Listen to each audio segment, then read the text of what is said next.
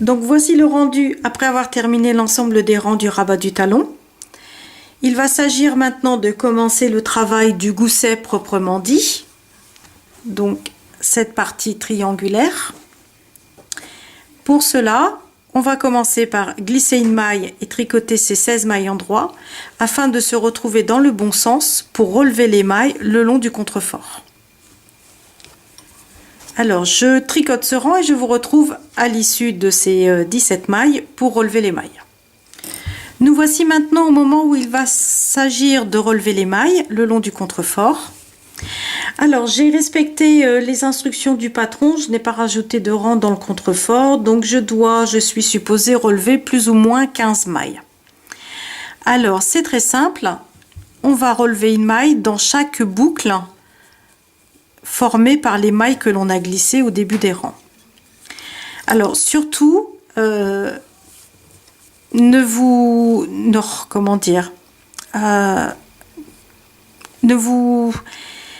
fixez pas comme objectif de réussir parfaitement et immédiatement le relevage de mailles.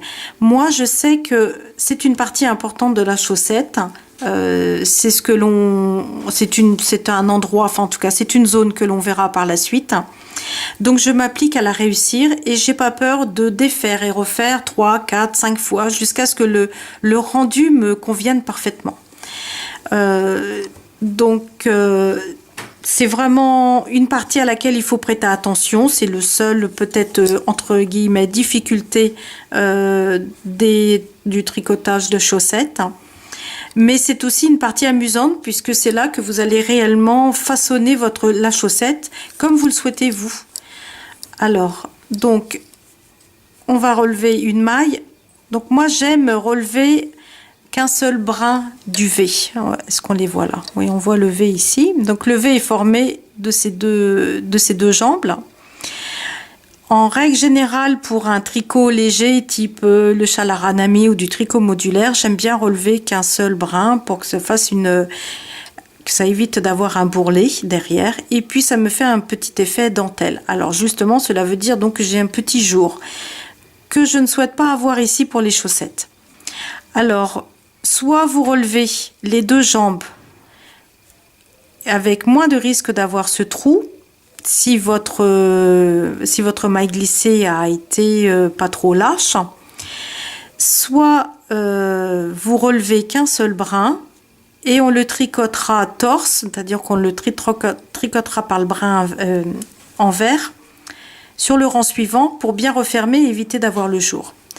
Vous pouvez aussi tricoter les deux jambes et puis ensuite on peut aussi twister l'ensemble pour tricoter ainsi et fermer totalement le trou. Vous voyez, il y a vraiment différentes possibilités. Alors, moi je vais vous proposer les deux jambes tout de suite. Comme ça, si j'ai l'impression qu'il y a encore un trou, on tricotera le rang suivant en les vrillant. Donc j'insère la pointe de mon... Donc ici, j'ai le rang que je viens de tricoter. Je peux pas prendre une maille ici puisque la première maille de mon aiguille vient de cette maille glissée. Donc je vais tout de suite passer à la seconde. Donc je pique pas dans cette maille glissée, mais je pique dans celle-ci. Là on la voit ici. Voilà. Donc je passe mon aiguille sous les deux brins et un jeté. J'ai une première maille. Donc le bord a tendance à roulotter vers l'intérieur, donc il faut absolument le retourner vers vous pour bien voir le V. Donc là ici j'en vois un deuxième, donc j'étais déjà à une, deux, là j'en ai encore un autre, trois. Alors je serre mon fil au maximum, enfin au maximum, je tends en tout cas mon fil et j'évite que mes mailles soient trop écartées. Voilà, donc vous voyez, elles sont quand même assez rapprochées. Donc vous retournez ainsi. Alors, pour vous éviter d'avoir à compter et puis ensuite avoir un doute sur votre début de première maille, vous pouvez très bien mettre un marqueur ici. Comme ça, vous savez, au bout de ces 17 mailles du rabat du talon. Comme ça évite de recompter sans arrêt. Voilà, donc. Et ainsi de suite. Donc je vous retrouve à la fin du relevage des mailles sur ce contrefort, sur ce côté de contrefort. Donc j'ai relevé ici une maille dans chaque maille glissée. J'en ai donc obtenu 15.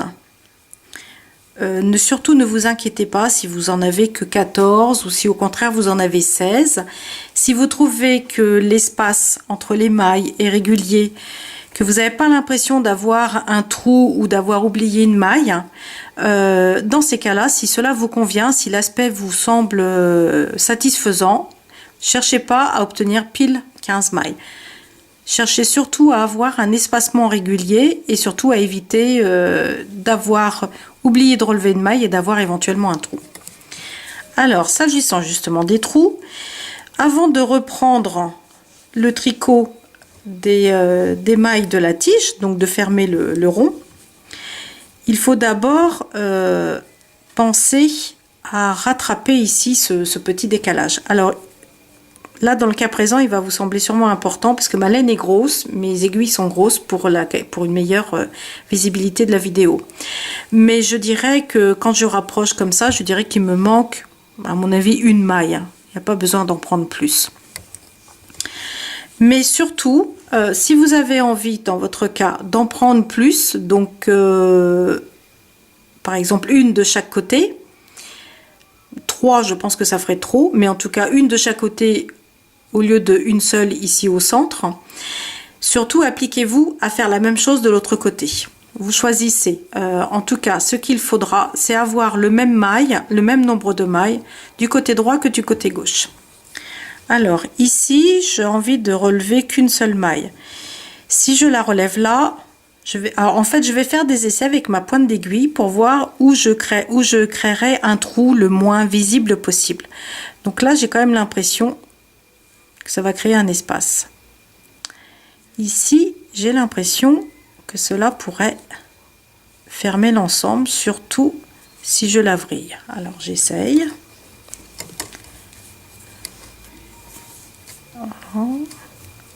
Alors il faut non seulement fermer le trou, mais en plus avoir un rendu satisfaisant. Voici ce que j'obtiens. Je trouve que c'est quand même très discret, surtout quand on le rapproche de la maille torse qui va suivre. Voilà. Donc je vais me contenter de cette option. Je vous la remontre. Voilà. Donc en fait, j'ai pas pris ce fil là, parce que là c'est clair que ça m'aurait fait un trou. J'ai pas pris celui-ci, quoique j'aurais pu, parce qu'il ne fera pas un trou aussi important, mais tout de même. Donc, comme je voulais quand même rester au centre, j'ai pris ça, cette maille-là. En fait, c'est pas cette maille, ce brin. Je l'ai posé sur mon aiguille gauche et je l'ai tricoté par le brin arrière pour la vriller. Voilà. Et je pense qu'au rang suivant, cela fermera définitivement le trou. Je fais un essai en tricotant la maille suivante. Donc là, en serrant quand même bien le fil. Hein. Voilà, une maille. J'en tricote 2 de plus. Donc là, je suis en train de tricoter les mailles laissées en attente sur la tige. Voilà, les 3 envers. Je me pose tranquillement et je regarde ce que ça donne. Voilà. Donc voici les mailles relevées le long du gousset. Les 3 mailles envers. La maille en droit torse du pattern précédent, enfin du dessin de la tige, et là la maille que j'ai relevée. Je trouve qu'il y a une bonne ressemblance et on ferme bien, j'ai pas l'impression qu'il y ait 2 jours. Donc ça me convient, je vais continuer ainsi. Si d'aventure vous voulez en relever plus d'une, pas de souci, je l'ai fait d'ailleurs sur les chaussettes Mont-Royal, ici. Voilà, j'avais l'impression d'avoir quand même un trou plus important. Donc ici j'ai relevé 2 mailles. Donc vraiment ça dépend du rendu et quelquefois vous ne trouvez pas l'endroit idéal pour relever. De toute façon le but du jeu c'est de ne pas avoir de trou, certes, quoi qui peut se boucher ensuite simplement en entrant les fils, hein, on en profite pour simuler une maille, mais c'est surtout d'avoir un rendu le plus discret possible. Vous voyez, voilà.